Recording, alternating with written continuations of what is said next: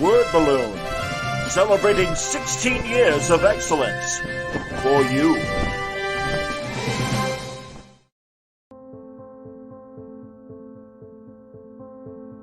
Every part of comics and artwork is a form of communication with other people. It's not just here, let me direct my thoughts at you as a dictation of concept, but it's hoping to convince you of how cool you think a visual could be or a story could be. And you're trying to communicate ideas. In one part storytelling and greater part just graphic impact, you're hoping to relate a sense of energy, urgency, and enthusiasm to people. That there's a lightning of spirit that comes out of superheroes that has always worked for me. That it isn't really about the practicality of what they might do. It's not the practicality about grown men punching each other in costumes. It really isn't about that. It's a visual metaphor. And that metaphor could be for a lot of things, but it's mostly just about the energy and enthusiasm that can be found in the fun of life.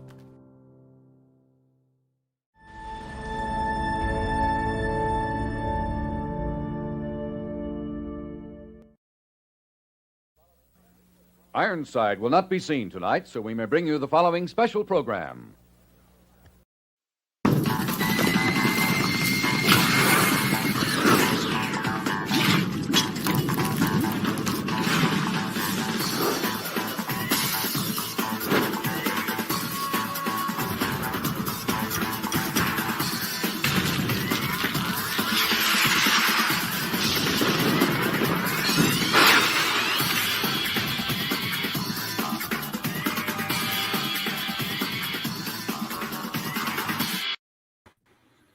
Hi, everybody. Welcome back.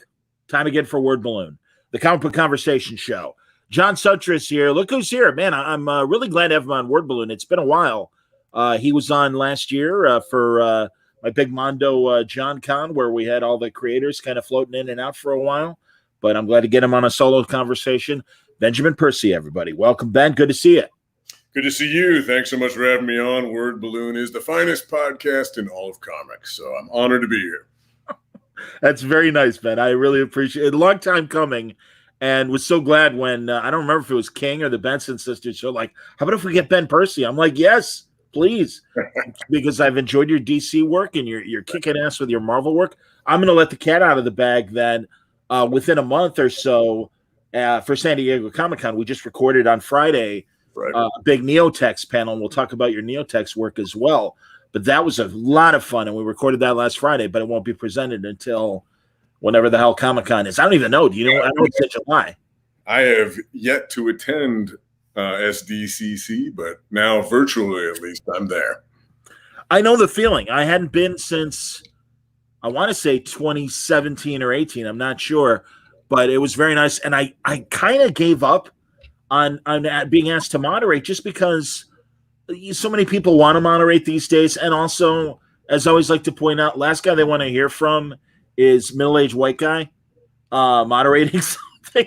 So I'm like, if somebody asks me to moderate a panel, I'm happy to do it. But I kind of gave up like trying.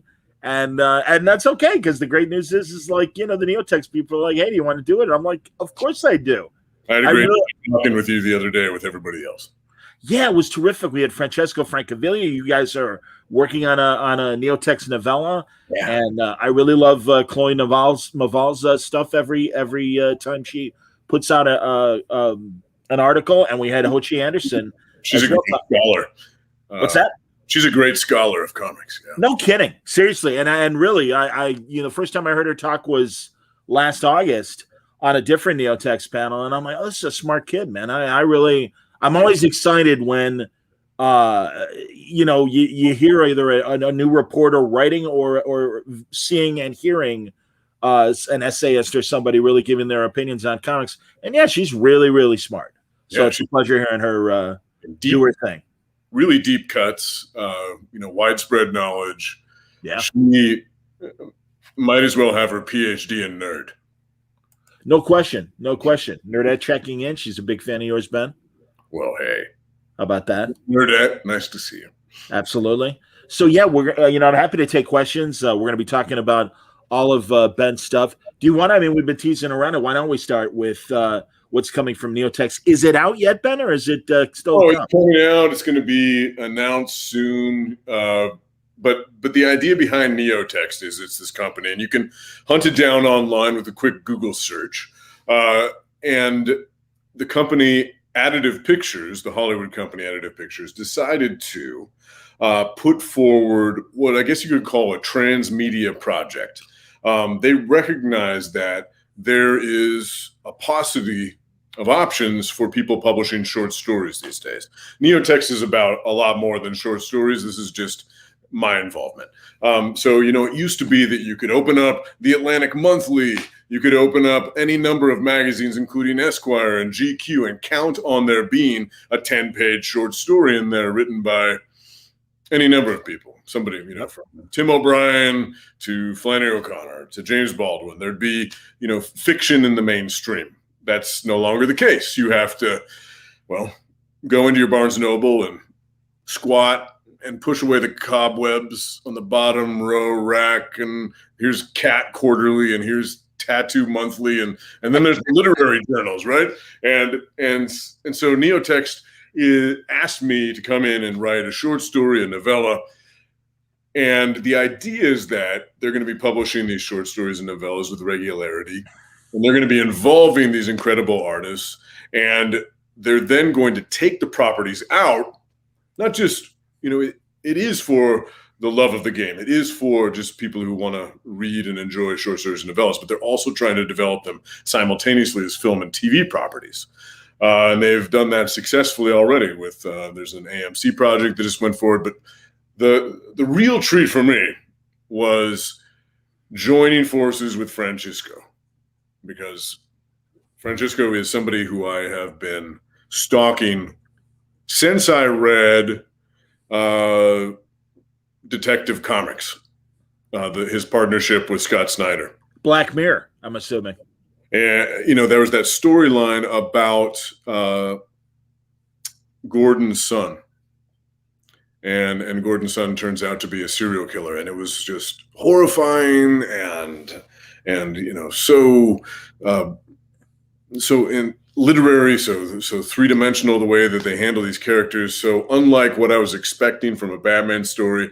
So just patient and atmospheric, and really the action took a back seat, and yet it was no less engaging. But Francisco, he had this kind of like EC comic style, and I started following him online, and he does all of these incredible, not just his work in mainstream comics, but the work that he's just creating and selling on his own, including a lot of homage to classic horror.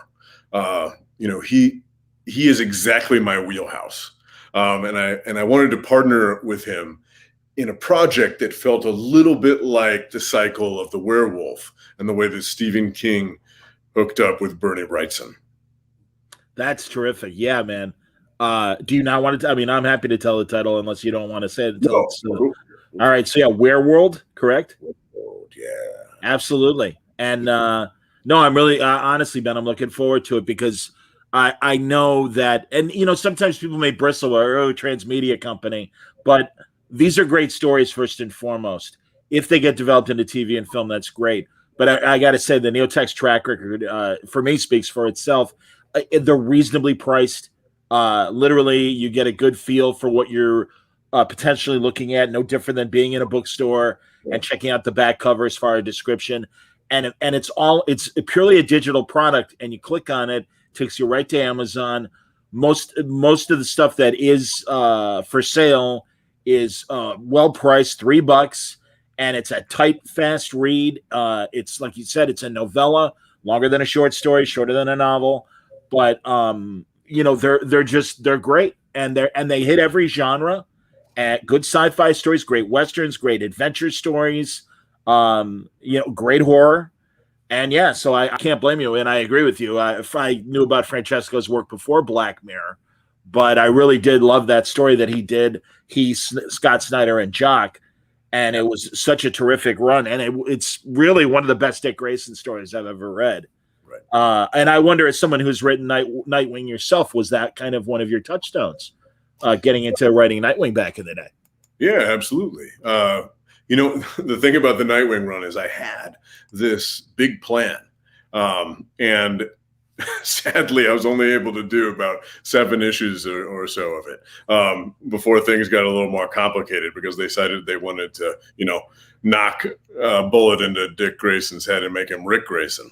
But yeah, I had this, larger, overarching story that was quite dark, and you got a taste of it, a taste of what I was going to do with Nightwing. And then when the whole Rick Grayson thing came up, I was just like, this isn't what I signed up for.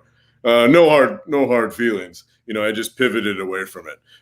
But yeah, that absolutely, that Snyder Jacques run, where Dick takes the helm of Batman, like that was fantastic storytelling.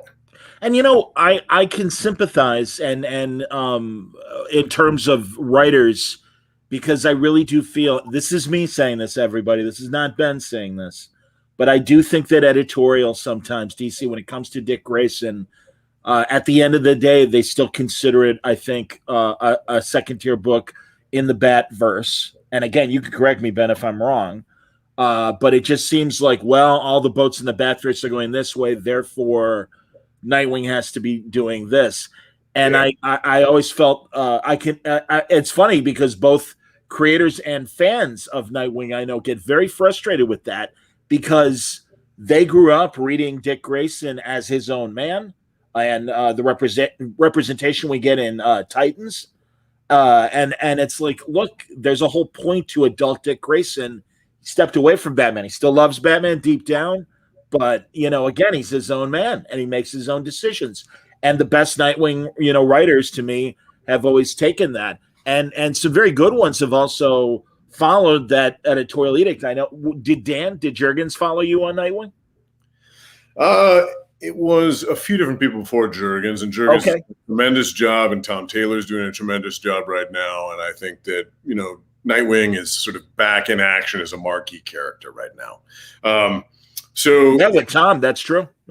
Yeah. And Tom Taylor, yeah. At the same time, as much as I completely agree with you on that, it is a difficult thing to have all of these marquee titles, right? To have your Wonder Womans and your Batmans and your Supermans, and then to have the stories that are occurring, right, sort of in their wake. Yeah. Right? It requires a lot of complex organization, and that's the benefit of summits. That's the benefits of editors being in constant communication with each other. It's not easy logistically for them, though. And sometimes, left hand's not talking to the right. It's just the way of things. One cool thing that's happened in the time that I've jumped over to Marvel is that, and this is, we can talk about all the bad things that have come of COVID. Of course, I'm trying to look on the bright side here, and one of the good things that came out of the pandemic is the way in which we communicate as a team. So the X group is on Slack every day, all day. And not only that, every 2 weeks, we are engaging in a 2 to 3 hour meeting. Wow. So we're the equivalent of a writer's room. And I really think it's a model that should be emulated, in any office. I'm not just saying at Marvel or DC. I'm just saying, like, okay, here you have like the whether it's the Avengers office or the Bat Group or whatever, when you have like a group of heroes that are nested together where there's going to be a ripple effect, like I was talking about before, when there's going to be a wake, it's so important to us as a group that we are crafting our individual titles, but we're telling one big story. Absolutely. And so we pitch each other constantly. We make sure that if something happens in this story, over in Marauders, it carries over to X-Force and carries over to X-Corps and carries over to New Mutants and so on. So that is, we talk about some of the negative things, sure, but here's some positive things also going on. 100%, man. And truly, I love John Hickman. I've loved him since first being aware of him with Nightly News. Good Lord, 15 or so years ago, and have just appreciated his trajectory, and what he and Jordan are doing with the X Office is amazing. Jordan White, of course, the editor, and I'm so glad that you're involved with it. And Teeny, I just talked to Teeny Howard a week or two ago, and other great friends, Rod Rice and Vita Ayala, and the whole X group. It's just peppered with some of my favorite writers and artists. I want to point out, really good people. absolutely, Atomic Bulldog. Really looking forward to the new novel. Thanks for giving Maverick some overdue shine and getting Adam to lay down some of the best work of his career. I'm assuming that's Adam Kubert. Oh man, I mean, I have a few things to say about that. One is that Adam Kubert is, a genius, and I'm really lucky to be working with him. He's one of the most, iconic artists out there, especially in relation to Wolverine. And you're right, he's just, that man is like a fine wine. He gets and one of the cool things about working with Adam is and let me sidebar for just a second so I don't forget. There's more Maverick coming very soon. And I love writing that character. But anyways, back to Adam. Here's how Adam and I work. I'll have a storyline in mind, say Maverick and Legacy House, right? And Legacy House, by the way, if people haven't been following this storyline, Legacy House is an organization that I co-created with Adam, and they are an auction house for superhero and supervillain paraphernalia. Right. And so, what we find is that there's this auction going on in Madripoor, this black market auction. And in addition to having one of the Green Goblin's gliders and a Captain America cowl and all the other cool things that you might have at an auction of this nature, you also have Maverick up for auction. And Maverick, right, has been mind wiped, and he is not just a super spy, a walking weapon, but here he is, because he's a mutant, the keys to the kingdom. If somebody bids on Maverick and employs him as a result, they can walk right through those gates onto Krakoa. So that was the idea behind the story. But when I write a story, when I pitch a story, what I do is I get on the phone with Adam, or I send him a document that summarizes the idea. And so I'm talking it out with him, and I'm like, okay, here's this storyline. And because it's about Legacy House, and because it's about Maverick, it's about the past. It's about nostalgia. It's about broken memories. It's about, how we can sort of disregard or discard the baggage that we carry with us and move forward and choose our future, even if we can't choose our history. So in talking about this, Adam's like, okay, what if I've got this idea for if we're going to have the past intrude on the present, because I have a lot of flashbacks with Team X. If we're going to have the past intrude upon the present, here's some ideas. What if Frank did a different color scheme for the past? But also, what if we have these moments where we transition and there'll be like a big image, and then that image will sort of be almost digitized with these like little panels inside of it, so that that's the transition thing into the past. And then the past, sort of those smaller boxes will take over, and then they'll shrink again and become the present, right? So he comes up with a kind of schematic up front when I just tell him what the thematics are. Sure. And that determines the shape of the story. Yeah, that's a great visual language way of transitioning from time periods and stuff. No, that's fantastic. Another cool example, just to give you some more juiciness. Yeah. We've got a storyline coming up, and it launches right after Hellfire Gala. And it's called The Unusual Suspects. And as you would guess from that title, Wolverine is playing detective, and he's trying to figure out, I won't say what, but something happens at the end of the Hellfire Gala where Wolverine is now on the case. And as a result of this, he's interrogating a bunch of people. And as he interrogates them, Adam's like, okay, what if everybody's interrogation, because they're saying what happened, and it's kind of like a True Detective thing, where the person is talking and then the past takes over. Sure. What if everybody has a different color scheme? And what if everybody has kind of a different design and border scheme as well to their story? So again, I just love that kind of collaborative relationship that comes with working with cool artists like Adam. That's great, and especially a guy like Adam who's been doing it for so long that he still finds excitement maybe in experimentation and story ideas beyond doing the traditional. And I mean, we're always there for Adam Kubert art, so that's not a tough sell. But it is great that he's employing this language of storytelling on top of it. Yeah, and just I love it when I encounter a comic that could only be a comic, right? Where you look at a page like some of the ones I'm talking about. You couldn't do that with a movie. Absolutely not. Yeah, I mean, and there's nothing wrong with cinematic panels that move chronologically. There's a place for that as well. But just when you encounter that comics page that's blending the past and the present in that way, like it is uniquely, anchored to the medium. Agreed. Do you remember when Ang Lee with his Hulk movie was kind of doing panels and stuff? Right. I appreciated the inventiveness of that to really convey that we were watching a comic book movie. But obviously, no, what you're describing, if you were to do it, that would be shocking. And I don't even know how much of a film production cost added to that it would be to literally have that kind of, magic or sweeping transition like that. That's terrific. So there you go. Chip Zdarsky. Yay. How are you, Chipper? Adam told me he's super happy to be finally working with a good writer. Oh, Chip. See, again, always wearing pants. Can't wait for cons to come back because that's the kind of interplay that I love to be a fly on the wall for when you guys all get together. So I miss you, Chip. Well, I don't know if you know this, but at NYCC, maybe Marvel hasn't announced this yet. Chip and I are going to be Jello wrestling in singlets, in Lycra singlets. That'll be the main stage, and whoever wins the Jello wrestling match gets to continue to work with Adam Kubert.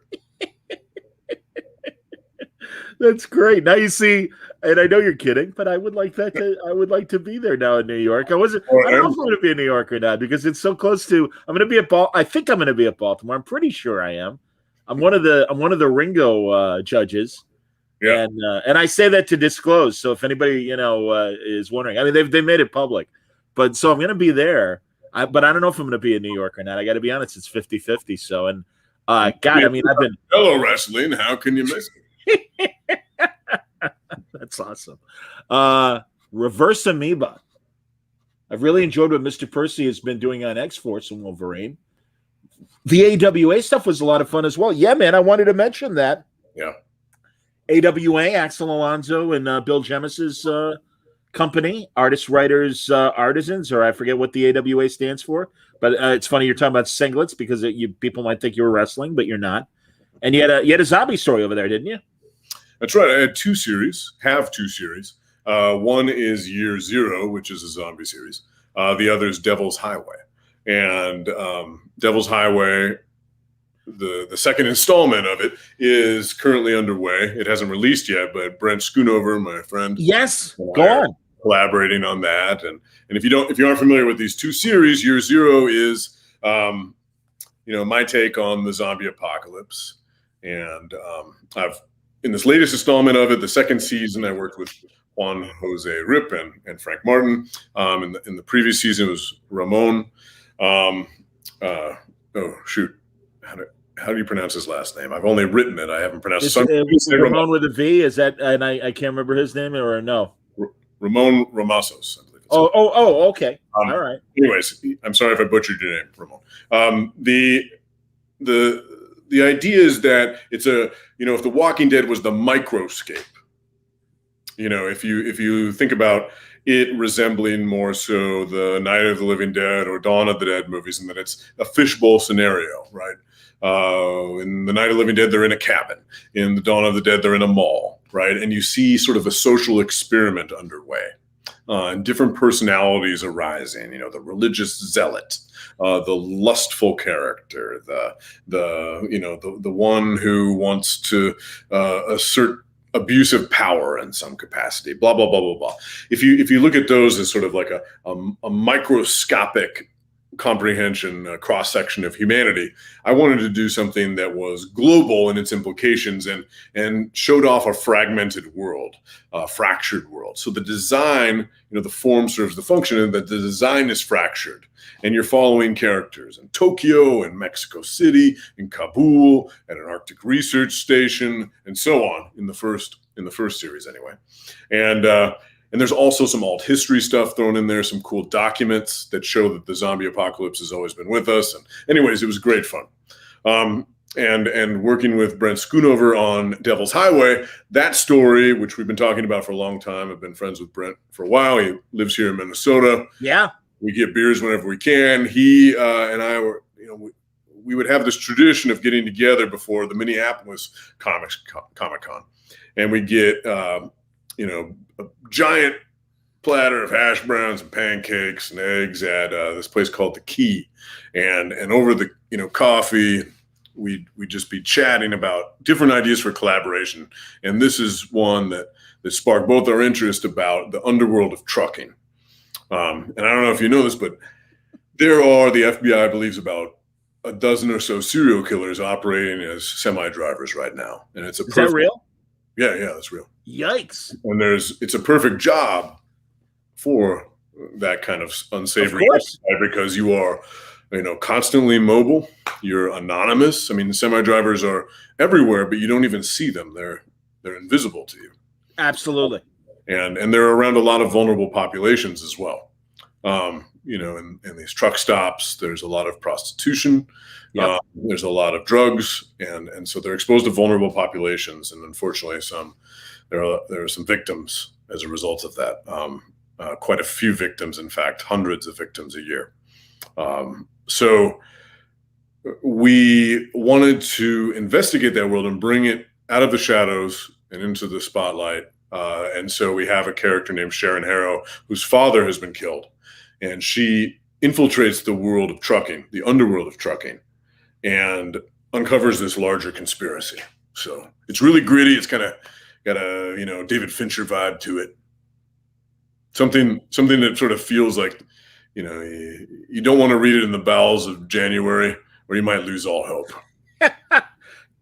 Ben, I'll tell you, I, up until last April, my last few years in broadcast radio was reporting on traffic.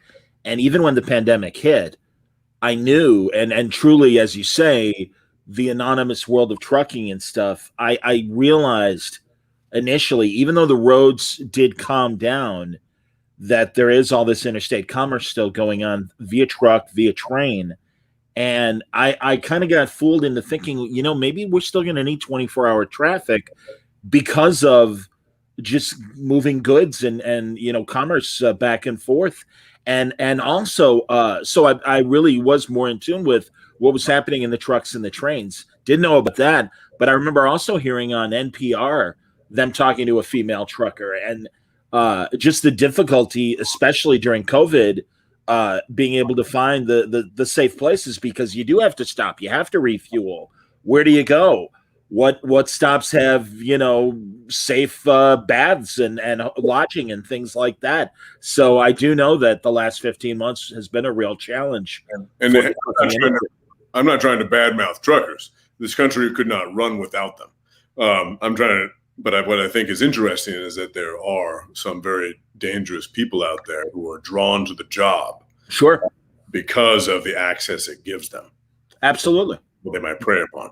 And that's true of other professions as well, that, expose the workers to vulnerable populations. So, whether that's a Boy Scout leader or a priest or whatever, we can go on. But the idea is that, I wanted to authenticate this world as well. So I, was following a bunch of trucker feeds and hashtags and interviewing truckers and just trying to learn the vernacular, the codes, the law, sure, the road. And one of the many interesting things is that these guys know everything that's going on, 100 miles ahead and 100 miles behind, because they're all talking to each other. So if there's an accident, a blowout, if there's a fire, if there's a cop, if there's somebody they find attractive in a red convertible, they know about it. I hear you, man. No, and in fact, again, part of the job of reporting live traffic 24 hours a day, a lot of we would have a lot of great truckers. As you know, I'm in the Chicago area, but I mean, again, once you get outside the city, Illinois is a big interstate state as well, and there's a lot of trucks on the road, and they were great, and they were terrific about spotting live problems and accidents, and hey, somebody lost their load, and there's a whole spillover on X, and that's why you're seeing this congestion right now at 3 a.m. on the interstate, and also how quickly the interstate police would respond to getting out there or clean up, or at least getting at least a lane open so somewhat normal traffic can get through. And then also, good Lord, being in Chicago, we'd still have shootings on the expressways as well, and they would have to literally shut down one of the big highways or expressways because now it's a crime scene, and they've got to go out there and they got to clean up. So yeah, I always say that when I was given the opportunity to report on traffic, I'm like, I don't know, do I want to do that? And yet it was interesting to learn how interesting it is. And I felt like Howard Sprague on Andy Griffith reruns, like, it's actually much more interesting than you realize. Which, yeah, sure, whatever you say, Clyde. Nice to meet you. But then truly, like I said, what you're talking about stuff, it's like, no, there's a lot going on the road. And actually, I really did feel very Clark Kent like reporting live news. Well, I have known that trucking is fascinating ever since seeing the masterpiece Over the Top. One of the definitive movies of my childhood. How about, you ever see, to me, the ultimate trucking movie is a Steven Spielberg TV movie very early in his career. Do you know about Duel? Yeah, no, that's also a Richard Matheson story. Attaboy, very good, Ben. All right, nice. Yes, it is. That's Steven Spielberg's first film, and just the idea of the truck, right? You never see the driver, you just see the shadow, and then that was kind of like the shark, right? It's just, or Michael Myers, the mask offers you nothing, and we've all had that semi pull up too close to our bumper in the rear view and felt, the same sort of anxiety you probably feel when you see a shark's fin cutting the water beside you. So AWA, more so on it was Year Zero. Is your yeah, it's the zombie book. Yeah. So that story is really kind of self-contained, and Straczynski kind of helped set up the status quo of the world, the AWA world and stuff. Am I right? Or doing this thing called the Resistance, and that's the shared universe they're doing. AWA has I guess you could say it's a kind of DC Vertigo situation, and a transmedia situation similar to Neotext as well, in that there is the shared universe element that's similar to like the main DCU, and that's what the Resistance is kicking off. But there also are all the Vertigo-esque titles. Year Zero and Devil's Highway are the creator-owned stuff separate from that.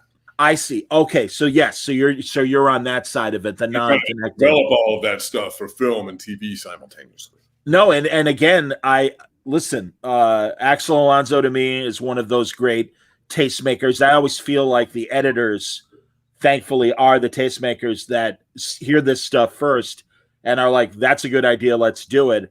And certainly, again, coming from Vertigo, what he did at Marvel as well, I trust Axel's taste and have yet to be disappointed.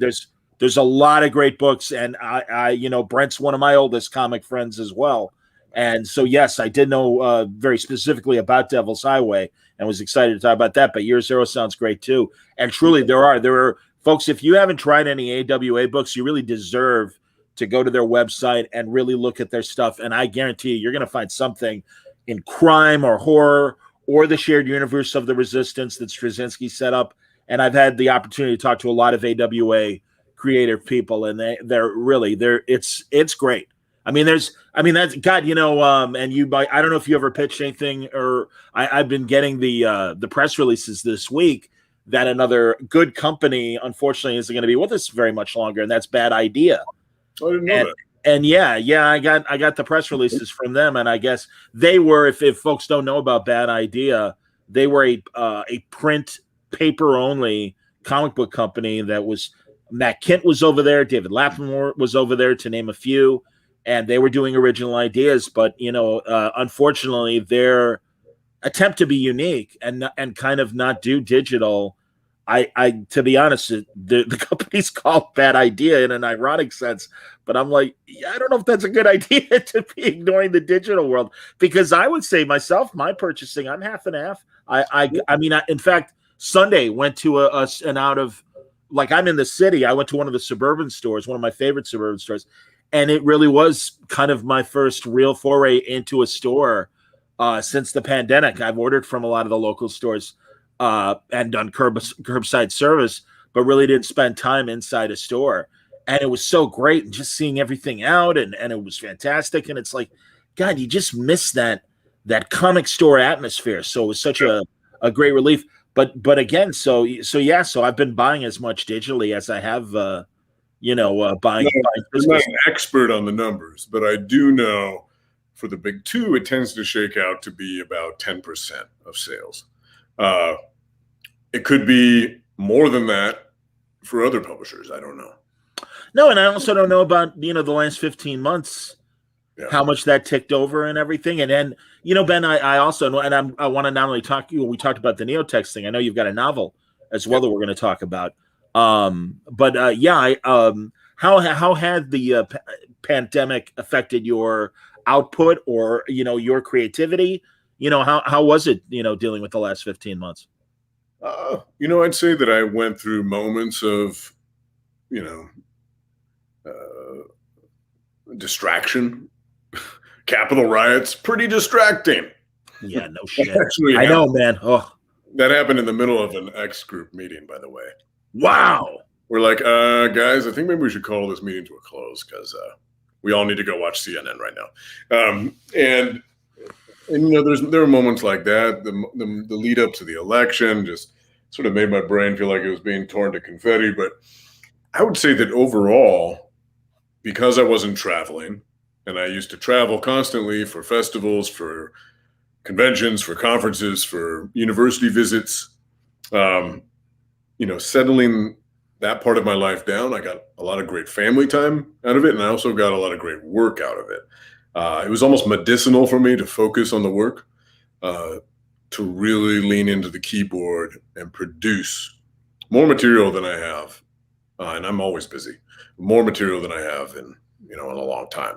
So I juggle a lot of chainsaws. I'm working across multiple mediums. And in that way, being in my cave was a good thing.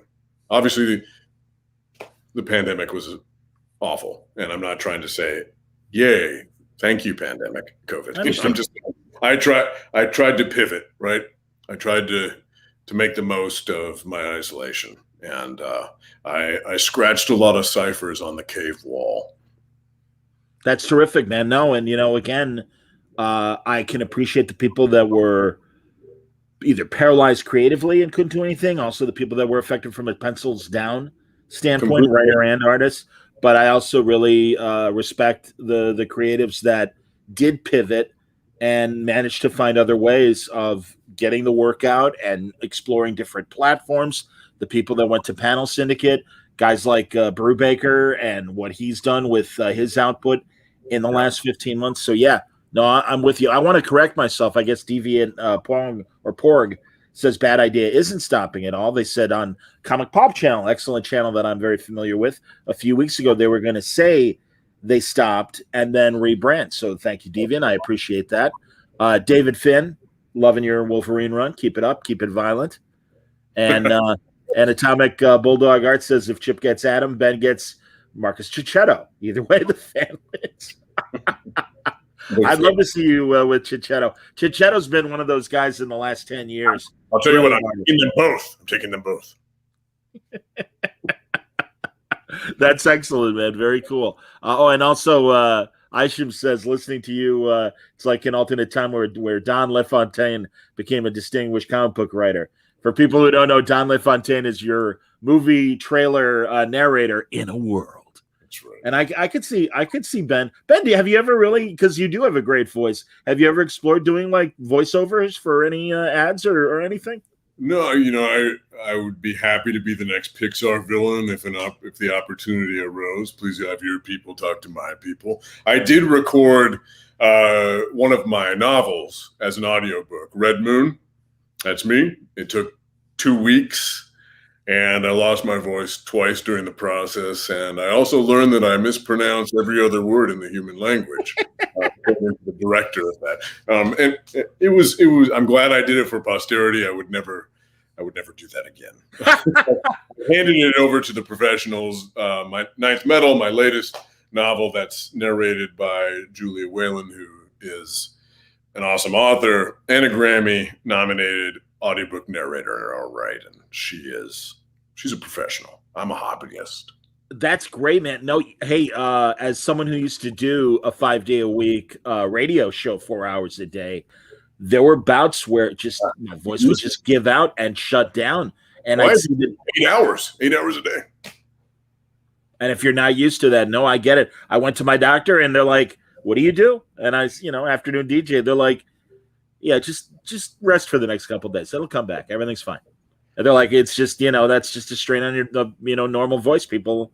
It just happens." And yeah, I guarantee you in 35 years of radio broadcasting and stuff, it didn't happen a lot, but it happened, about 4 or 5 times over 35 years. And I'm like, okay. Well, your throat can probably bench press 350. I mean, with all that, with all the experience you've had.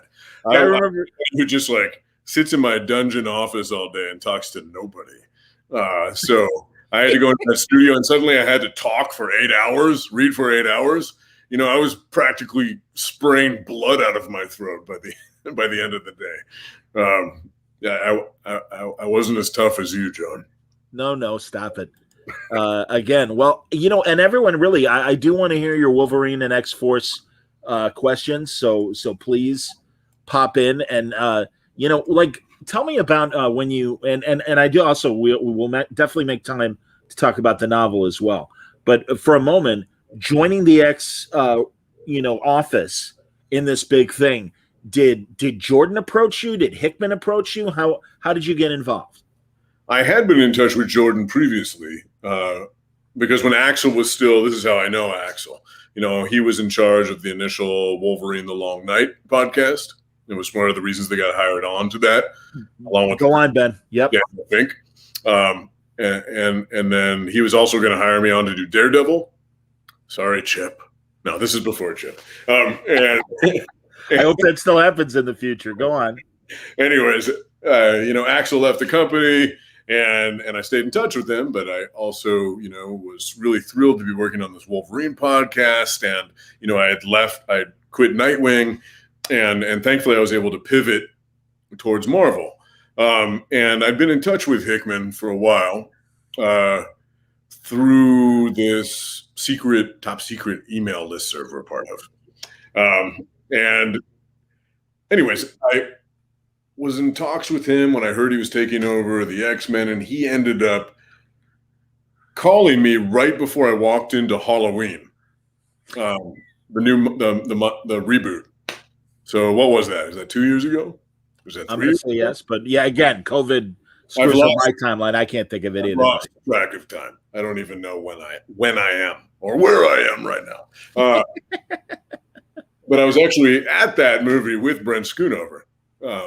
So, we're about to walk in, and I'm like, "Oh, Hickman's calling me. I got to take this." And he's like, "Hey, man, I think you'd kill it on X-Force."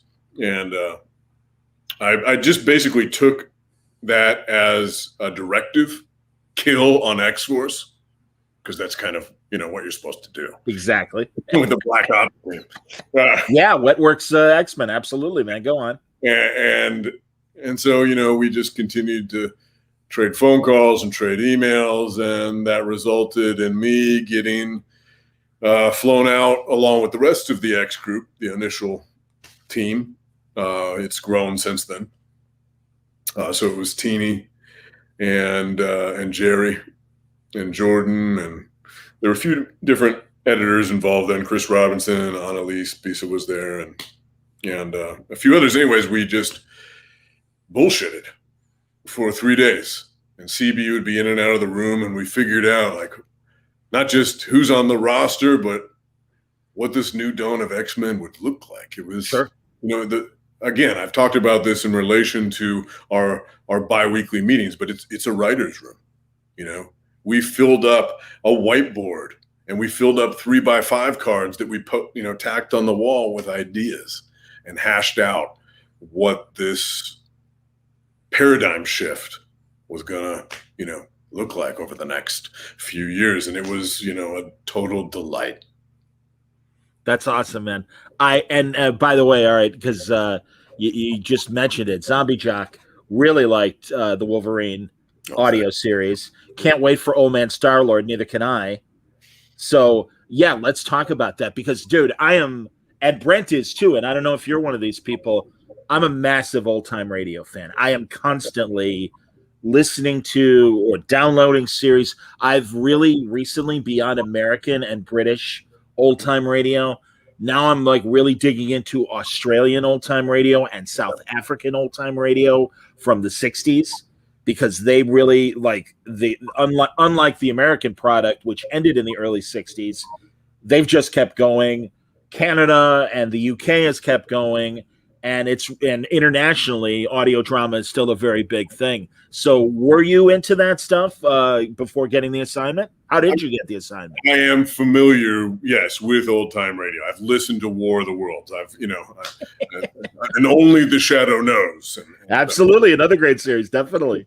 But I am, I guess you could say, more a student of new time radio, in that when I had the opportunity to write this, and when the opportunity presented itself, there was no way I wasn't going to get it because it was Wolverine.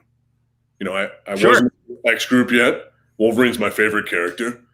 And I did, I just savagely attacked this document. I built, I think it was 60 pages saying exactly what I was going to do with Wolverine the Long Night. And while doing that, I was also listening to podcasts like Serial and S-Town and Homecoming.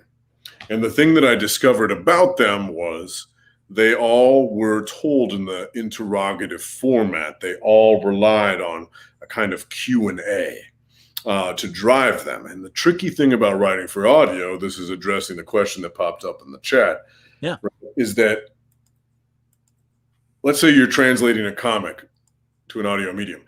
You're taking a visual medium and making it part of the soundscape. What does a fight sound like? How do you not completely confuse your audience? Beyond that, that's just one specific concern. There's so many others. Like, how do you orient an audience, right? If you're reading a comic, you open it up, there you see, right, the caption. It's daylight, you're on Krakoa, whatever. You're at X-Force headquarters, the point. Like, it's just all, this takes place in less than a second in your brain as you observe the image. In audio, you have to set that stuff up for the audience. How do you do it in a way that's not clumsy and expositional via dialogue? Like, you don't want your characters to be like, here we are on this fine sunny day, walking towards the home of old man Willard, where some say 20 years ago he murdered his wife with an axe. And lo, do you hear the sound beyond that cobwebbed curtain?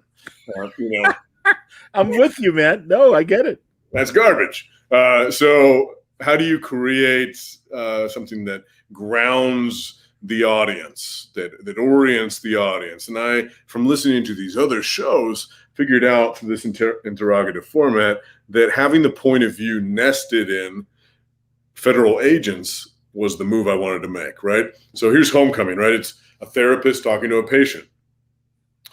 Federal agents talking to different people, interrogating them. What I can do with that is I can have them be like, what's your name? Where do you work? And that soundscape will be interesting too. You always have to make it sound cool. Well, of course. They might be on the docks. They might be in a bar. Or a garage or whatever. A cafe or, yeah, you're right. Yeah. You got to set up the sound scheme. You want them like hear clinking glasses, or they hear the teapot whistling, or something, the plop of the ocean and the clink of the rigging. You want that, but also as they ask these questions, you get the exposition out of the way. But then the character starts to answer, and they quickly summarize a few things. They'll be like, "Well, I was down on my crabbing boat at 4 a.m. It was foggy, and I was going out through the chop to the open water when came upon a boat unmoored, rocking in the waves, and it appeared to be abandoned. So I, threw out the bumpers and climbed on board. And this is when you start to hear, the past intrude upon the present. You start to hear the slap of the waves and the squeak of the rubber boots on the deck and the click of a flashlight and the squeak of a hinge as the hold is opened up, and they look down and see the fish that have been caught, but also the bodies that are down there, right? And so that convergence of the past and present is something that, works really well for audio. And that I could keep going on and on and on, but I'm giving you a few techniques that I learned by studying the work of others. But at the same time, I felt like we were making things up as we went along, because even though the radio play has existed for a long, long time, what we have right now is radio plays on steroids, because the special effects budget, the sound design, it's really unlimited what you can do. I completely agree with you, and I love that even as big companies are now investing in audio drama and making a real push with it. I mean, it's not just Marvel. There's a lot of DC, I know, is doing their thing, but even before all that, Graphic Audio and other companies like that, and just amateur play groups. My buddy Susan Eisenberg was involved with a group that they took the idea of the mystery anthology old time radio show Suspense. They rewrote a bunch of scenarios and modernized them. But as you say, the soundscape now is so much more sophisticated. That was one of the great regrets about old time radio, because even in the 50s, the Western Gunsmoke sounds like somebody brought a microphone through a time warp into the 1800s, and you could hear spurs on the buckboards or whatever the wooden sidewalks were. Those folding studios. Yep. And the sound effects had gotten so sophisticated, and the acting had only improved as well in the 30 or so years since audio dramas began in the 20s. And unfortunately television was happening at the same time. And, television was the new shiny thing. So that's why radio died out in America. But like in these other countries, no, they continue. And you're right. I mean, God, I heard one, and it was an investigation in a naval base explosion. And they were trying to determine if it really was an accident or terrorism. And it was riveting. It was fantastic. It just, the soundscape and the acting and everything involved. It's like, no, it's really come alive. And yeah, as much as I am a fan of the old stuff, I love the new stuff. Old Man Star-Lord, is this still to come? Tell me about that. Yeah, it released the same day as my novel, which is that's great. Awesome, man. A bit of synchronicity. So June 1st it came out. Wonderful. 3 episodes are now available wherever you want to stream podcasts. They're free. It's free on Apple. It's free on Sirius, Pandora. And anyways, just to say, before I talk about that, just to, pick up a baton from what you were discussing a moment ago. There's something about radio drama that is particularly enticing to me, because if you read a novel asks you to do a lot. It gives you ink and paper, and it asks you to build flesh and blood out of it. It asks you to build a world out of it. It's a lean forward medium. If you look at TV by comparison, I'm not saying there aren't challenging TV shows or challenging films, but it is more of a lean back medium. It's absolutely being fed to you. Right. Passive, more or less, as an observer of it. But radio dramas are somewhere in between. They're a happy medium, right? They give you just enough that you have to conjure the rest and alight your other sensory mechanisms so that you're complicit in the narrative. You're a kind of co-author in it. And I think it's especially suited for that reason to suspense and horror, because so much of horror, right? The greatest moment, as Stephen King says in any horror novel, is when somebody approaches a door and they've heard a noise behind it and they reach for the knob, right? That's the greatest moment right there. Because once they open up that door and the monster springs out or whatever, Yeah. They scream, but the scream is soon followed by laughter because whatever was on the other side of that door, it wasn't as bad as they imagined. And I feel like narrative podcasts, exist in the space where you're reaching for the door. You're always reaching for the door. That's really good, Ben. Yeah. I like it. No, and honestly, Ben, as someone who's been doing podcasting for 16 years, the really good narrative podcasting fascinates me, both the full casts and also just the strong narrative podcasts. And one of my favorites, and it's a real story podcast, is Katrina Longworth's You Must Remember This, all about old Hollywood. Right. And primarily it's her carrying the ball for most episodes. She might occasionally hire other actors to provide other voices and stuff, but essentially it's just her. Yeah. And I've talked about this, and the only reason why I continue, sorry, that's my TV going off. The only reason why I continue to talk about it is I want to eventually do it. I'd like to do a first person narrative podcast specifically about the period of boxing from the late 40s through the early 60s, when the mob really was the only show in town and running boxing, and all the champions, through their managers and contracts that managers had with gangsters and stuff, everybody was mobbed up or had no choice but to work with the mob, because you weren't going to get a title shot unless you made a deal with these guys. And they're fascinating success and failure stories where the fighters really have no choice but just to get in the ring and get the job done. And even then might get screwed on a decision or some of the other things. So I really think it's one of the most fascinating times. And again, I'm such a boxing freak. Yeah. John, I'm feeling that tingly feeling deep inside me. I want to listen to that story. Thanks, buddy. That's great. No, it's a great idea. It's a great idea. And honestly, and especially that period, it's kind of a cross between, if you remember the movie Quiz Show and Rocky, and also, obviously with a dose of The Sopranos in there, because really it was such a big part of television and radio from the 40s through the 60s in particular, and really early television. I mean, pro fights were on all across the country 3 or 4 times a week. And yeah, it's just, why aren't you on the phone with Gimlet right now? And the other thing that you have to your advantage, if you write that, is that you have, and I was talking about this before, how do you sneak in the exposition? You already have a sportscaster as part of the broadcast telling you what's happening, right? That's right. Weave that in and out. That's right. I like listening to, boxing or baseball more than I like watching it sometimes. Oh God, classic fights.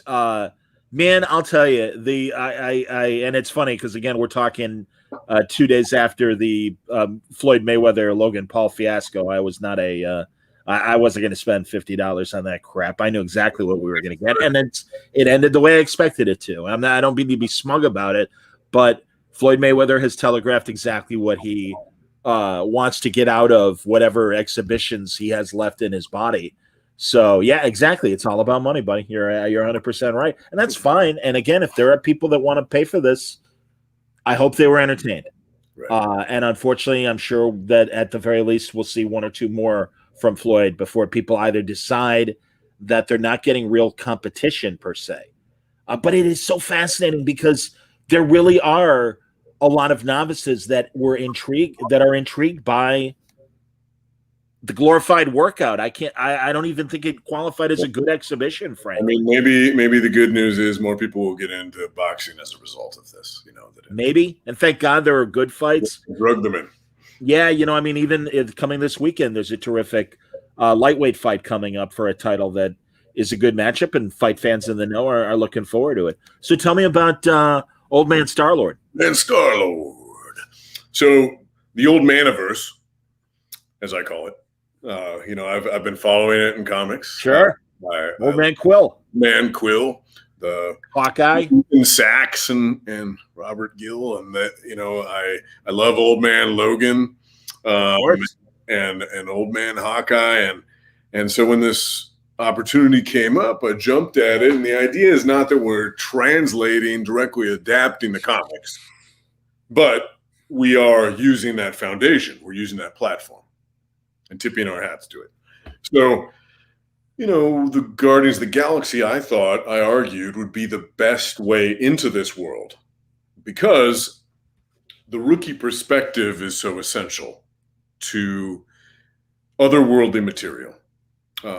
You're with a rookie perspective when you align your point of view with Luke in Star Wars. He's this kid on the desert planet of Tatooine who works on a moisture farm, and life sucks, right? And he then learns about the Force, the Jedi, and we're there alongside him for the training. Right. In the same way, here's Harry Potter, lives at number 4 Privet Drive, lives in the cabinet beneath the stairs with the Dursleys. Life sucks. Just like Luke, he dreams of a better life. And then what comes? Instead of a holograph, Princess Leia that bursts out of R2-D2, right? Instead, letters, invitations from Hogwarts start to stream down the chimney and through the mail slot. And we learn about magic along with him. That's so many stories. It's, to get a little grittier, it's Ethan Hawke in Training Day. Yes, of course. So my logic was, if we're going to build this larger Old Maniverse, the best way into it is with Quill. Because if he's in space and the Guardians of the Galaxy are no more, Quill and Rocket are making their living as scavengers and smugglers. The glory days are over. If he has a mission that brings him back to Earth, the Collector hires him to find the Black Vortex, a sacred object that she wants. And it's a she. The Collector is a she. The original Collector is now in her collection. Even better. He's sent to Earth, and what he eventually learns is that, she originally hired his father to do the job. And so he has this inflated sense of self that really is camouflage for his insecurities because he's a failure. He's always felt that way around his father as well, like that there's a, sort of like a filthiness to his legacy that he's trying to escape. And anyways, he comes back to Earth with Rocket, and they discover that there aren't cheeseburgers and a hero's parade and, many cold beers awaiting them, that instead, right, the villains rose up, the heroes fell. Thor's dead. Iron Man is dead. Captain America is dead. And the Midwest has become an area known as the Wastelands. It's irradiated. It's, chalky and dusty and scabby and overrun by misfits and ne'er-do-wells. It's the Old West, except a new version of it. And Doom's face has been etched over Mount Rushmore, 4 versions of Doom. Wow. And Kraven is Doom's henchman. And so the Guardians have to come back to Earth to fetch this cosmic relic for the Collector before the guillotine necklaces she has put on them, before they contract. So they have a ticking clock. Not only do they have to do that, they have to try to save the world. And in doing so, the broken Earth is sort of a representation of Quill himself. He's broken. The Earth is broken. They're both looking for a reclamation of glory. It sounds great, man. And I love Timothy Busfield and Chris Elliott and Vanessa Williams and Danny Glover, all-star cast. It's fun. Is Chris Quill?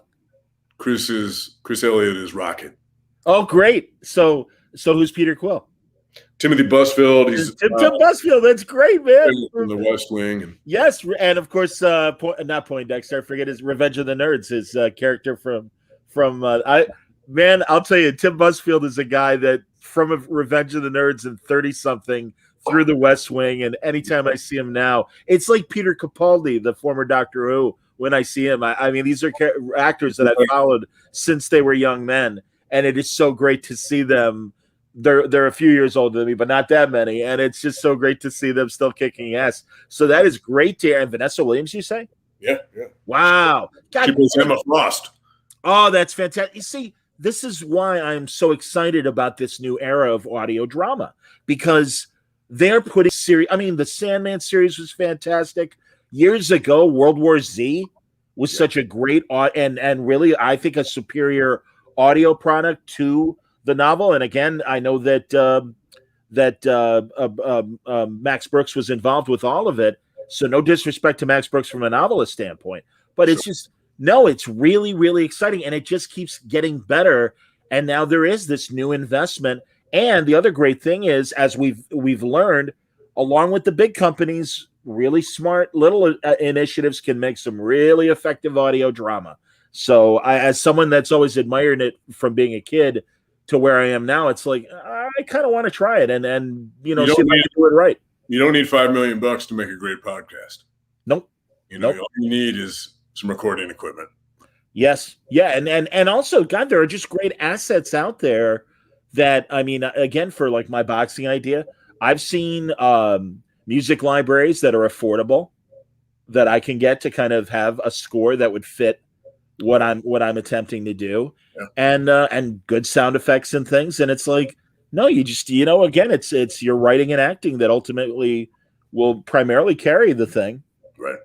And so that's great. That's great. So 10 episodes. How long will Old Man Star work? 10 episodes. I wrote them all, and they're released weekly. So the third episode came out today. It was fun to flex some different muscles, because I tend to navigate darker territory. And this has plenty of dark moments. I mean, Kraven, who's one of my favorite Marvel, I should just say he is my favorite Marvel villain. Oh, that's great. Now, is this original Kraven, or is this Son of Kraven that, again, from a comic standpoint? OG Kraven. It's Attaboy. And so he has connections with Doom. And anyways, there's all sorts of craziness with Kraven. He's like that Doom's henchman, basically. And I was thinking, like, the same thing I was thinking with Year Zero. Who would survive a zombie apocalypse? Hunters. Who would thrive, in this environment? Yeah. Kraven. Yeah, absolutely. This thing called Deer on a Spear.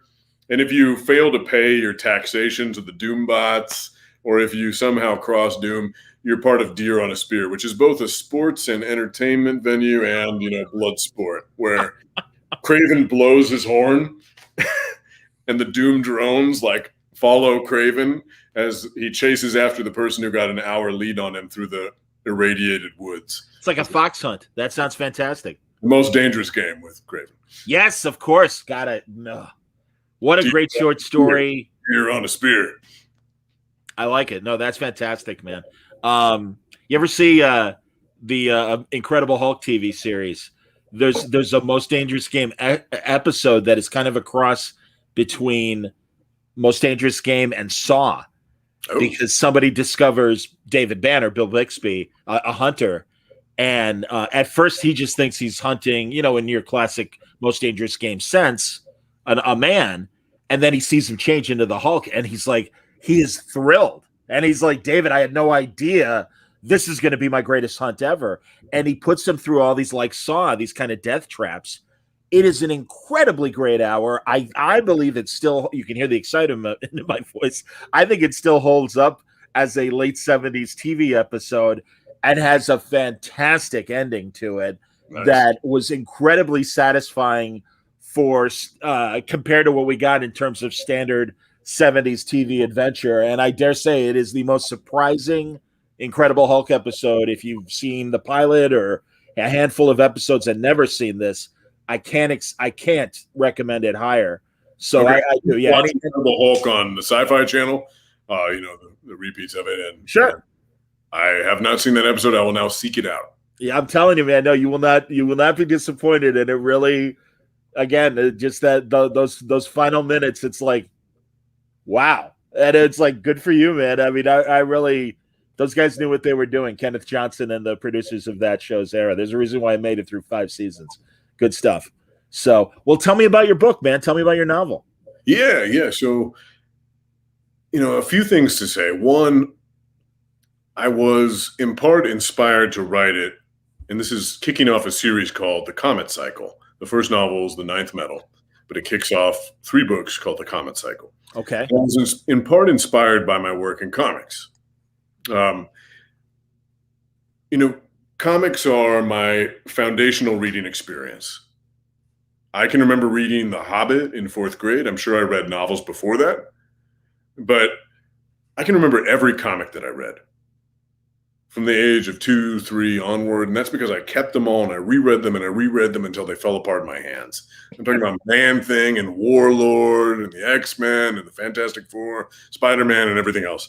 And one of the pleasures of reading comics, of course, is that they are part of a shared universe, right? So what happens in Wonder Woman spills over into Batman, spills over into Superman.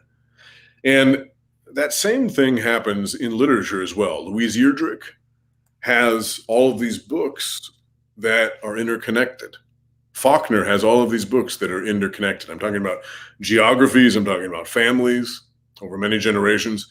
So I wanted to kind of merge together, my work in literature, my work in comics, to create this amalgamation, a shared universe of my own. Because I love working for Marvel. I love working for DC, but these characters also, they don't belong to me. I'm a custodian of them when I get to write them, but they don't belong to me. So I wanted to build a shared universe, and I did so through a trigger event. And so the trigger event is an age-old sci-fi trope.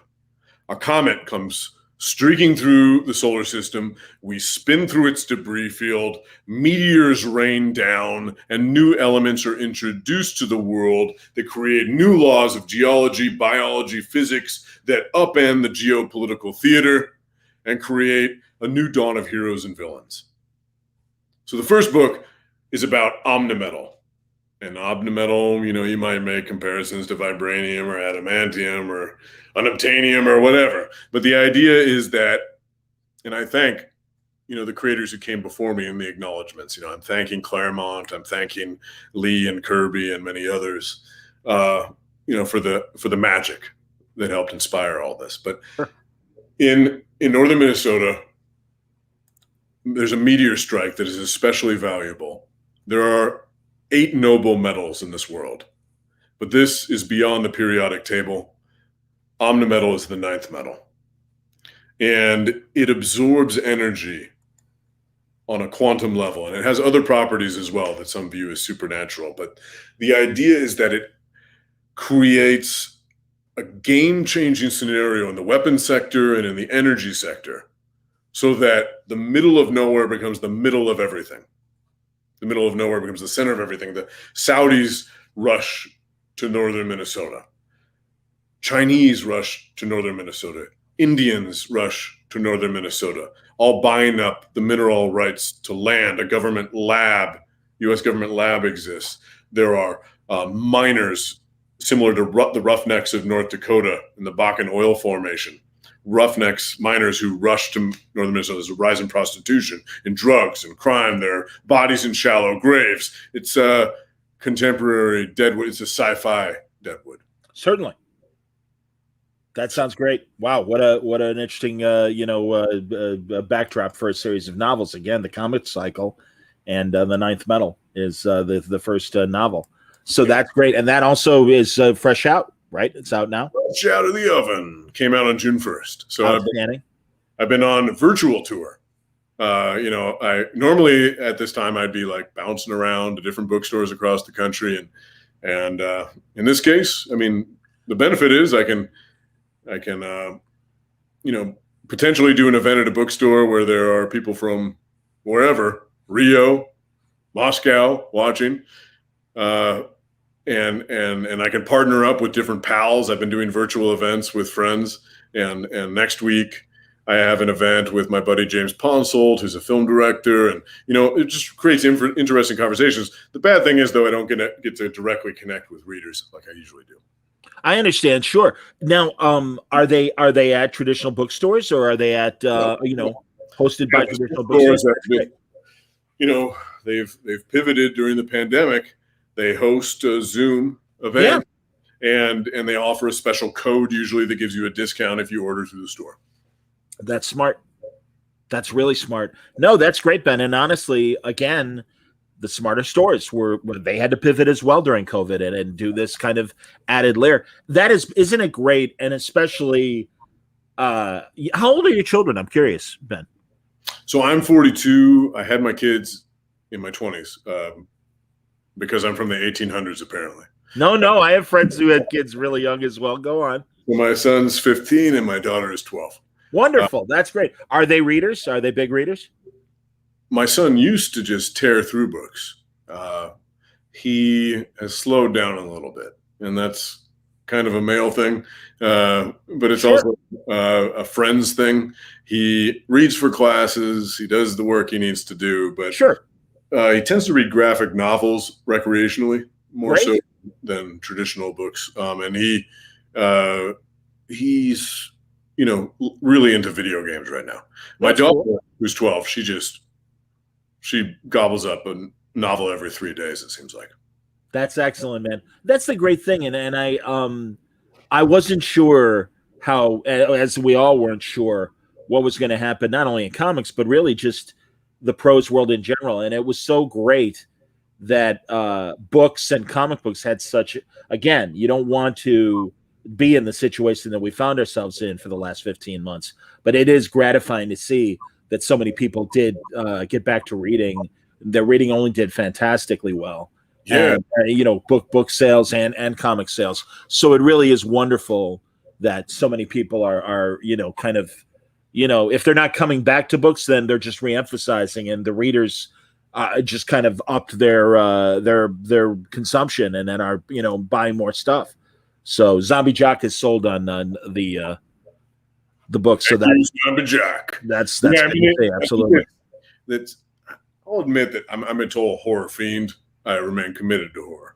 I did lose a little appetite for writing it for a brief period. Sure.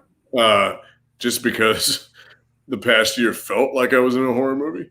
I'm back in it now, but I guess sci-fi has sort of risen for me, and I think that that's true for many people as well. Not just in the novels that you read, but the shows or the comics, the movies you might seek out. Just people are looking off-world. They're thinking about escapism more than ever, I think. So I agree with you. That this book sort of sprung to life in my mind was I wanted a rabbit hole to crawl down.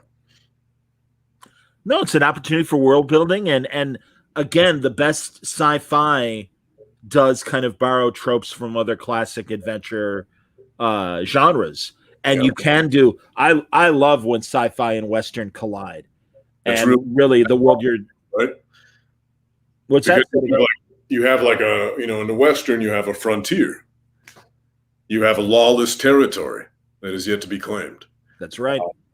And when you have a sci-fi story, that's often the case as well. You just tip the camera up. Are you a Star Trek guy at all, or what? What sure. I mean, this sounds a little romantic to say, but growing up, almost every night, my family was either watching Star Trek: The Next Generation or Deep Space Nine, or Kung Fu: The Legend Continues. Sure, I loved Kung Fu. That was a great series. And the original, I mean, it was fun, and I'm a massive fan of the original series as well. I was always watching the Legend Continues. I sure. Just saw the opening credits. I'm a cop. That's who I am. That's what I do. Anyway, yes, indeed. That together, or we were reading together. And that's great. We're in the living room reading together. My dad would be reading a sci-fi novel. My mom would be reading a Western. My sister, the black sheep of the family, would be reading a book on physics. And I'd be reading anything, everything. Horror, fantasy, spy thriller. If it had a dragon on the cover, if it had a dragon and a flaming sword.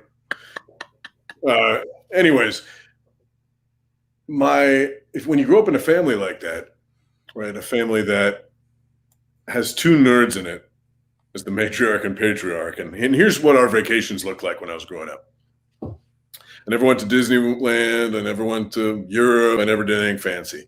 My parents would fill up the back of the pickup with fishing rods, rifles, pickaxes, shovels, and we would drive off to the mountains, the Cascade Mountains in Oregon, or the Scablands of Eastern Oregon.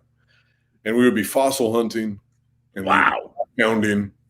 We'd be going into places where you wouldn't see people for days, with geologic maps spread out before us, seeking out, veins of, petrified wood or geocaches or whatever. And their whole house to this day is just like a museum sparkling from every corner. But while we were out and about, we would stop along the Lewis and Clark Trail. We would stop along the Oregon Trail. We would hit these historic landmarks. My mom would tell us these stories from history, stories of Western mythology, indigenous stories. And then my dad, every night, he would also bring his telescope. And so every night, there'd be this big black bowl of sky with the stars sprinkled across it. And we'd look to the telescope. And my dad would be teaching us about constellations and about planets and about the possibility of galaxies upon galaxies upon galaxies, and beyond that, even the multiverse, right? Which blew my mind. So Wow. think about that hard wiring that occurred, right? It's sort of like I was built for writing this series in a way, Clearly. which blends together, the Western and sci-fi genres. That sounds great, Ben, and it is great that you come from a family of readers like that, and I'm glad you're able to pass that on to your kids as well.